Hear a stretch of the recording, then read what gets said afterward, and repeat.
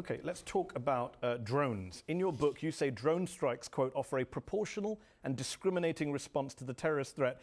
Yet as CIA director between 2006 and 2009, according to one estimate, you authorized an estimated 48 drone strikes, which killed 532 people, 144 of whom were civilians. So more than 1 in 4 of those killed in drone strikes that you ordered were civilians. Is that proportional? Is that discriminating enough for you? None of those numbers comport with any of my life experience. And I don't think they comport, or similar numbers comport, with the life experience of Dave Petraeus or Leon Panetta. I have seen the numbers.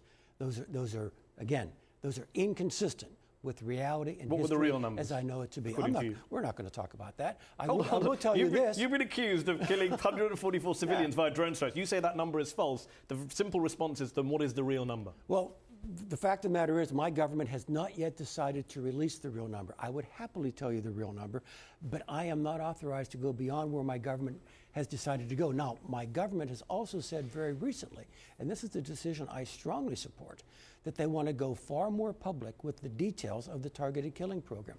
I fully support that, because otherwise I get to sit in interviews like this, Mehdi, and answer these kinds of accusations without being able to provide data to push back. The former head of the Defense Intelligence Agency, General Michael Flynn, sitting in that chair last year, told me that drones are a failed strategy. They do more damage than they do good, and there should absolutely be a different approach. He's not alone. General Stanley McChrystal, former head of JSOC, says drones cause tremendous resentment. Robert Grenier, former head of the CIA's Counterterrorism Center, has said we are creating more enemies than we are removing from the battlefield. How do you respond to these colleagues? I respond with a book. And I talk about this at great length in the book, Mehdi. I talk about the necessity of the primary effect of the targeted killing, which is this is someone who is already able and willing to come do us harm. But, Mehdi, we're not fools. I said these are difficult choices. We always knew there were second, third, and fourth order effects, even for a successful targeted killing. We filled in some of the B-roll for the jihadi recruitment video. All right? It's a major recruitment tool. As Robert Grenier says, we're creating more enemies than we're removing the battlefield. He was the Islamabad station chief for the CIA, former head of the CIA Counterterrorism Center. Let me finish the narrative. Let me finish the narrative, all right? And besides that, we did alienate some of our allies. And besides that, there was collateral damage. I am not saying that the number of innocents killed in this program was zero. So you had these second, third, and fourth order effects. But at the time we made these decisions, right then, it was compelling to get the first order effect. They're coming to kill us. Now, we've talked about this. We don't know who the they is. You signed off on signature strikes, which is killing people who you don't even know who they are. I don't know their name, rank, and serial number. I know what they do, and I know what they're up to. And in fact, they're all military-age males in a zone that's decided I have never used that definition or justification for what are called the You're happy to kill people whose names you do not know, whose identities you're not aware of.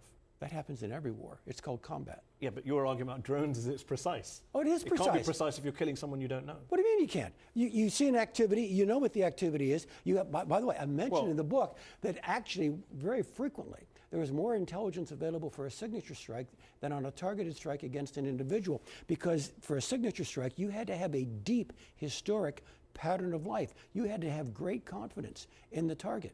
When you write pieces with headlines like drones work, and when you come on shows like this and defend drone strikes, isn't it wrong for you to suggest to the reader or to the viewer that you're approaching this issue merely as a impartial former intelligence official commenting on the videos you've seen, rather than as someone who nowadays sits on the board of 3 companies that make money off of drones? You do, don't you?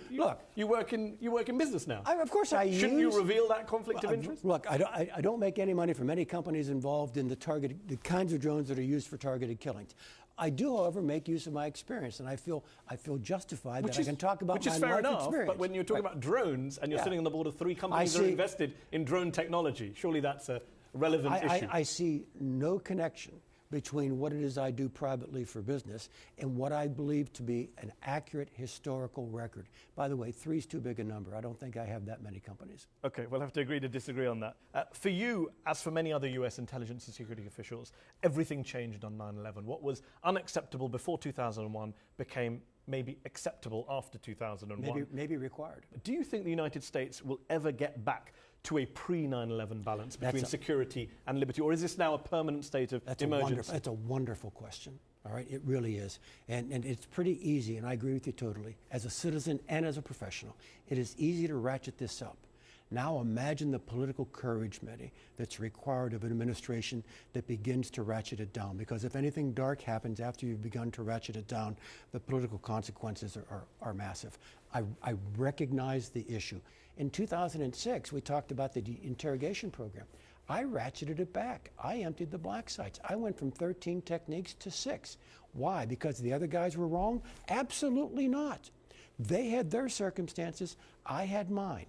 I had a different legal structure. I had a different perception of the threat. And frankly, I had a hell of a lot more intelligence. Therefore, the totality of circumstances I found myself in caused me to ratchet back what we were doing. General Michael Hayden, thanks for joining me on Upfront. Thanks, man.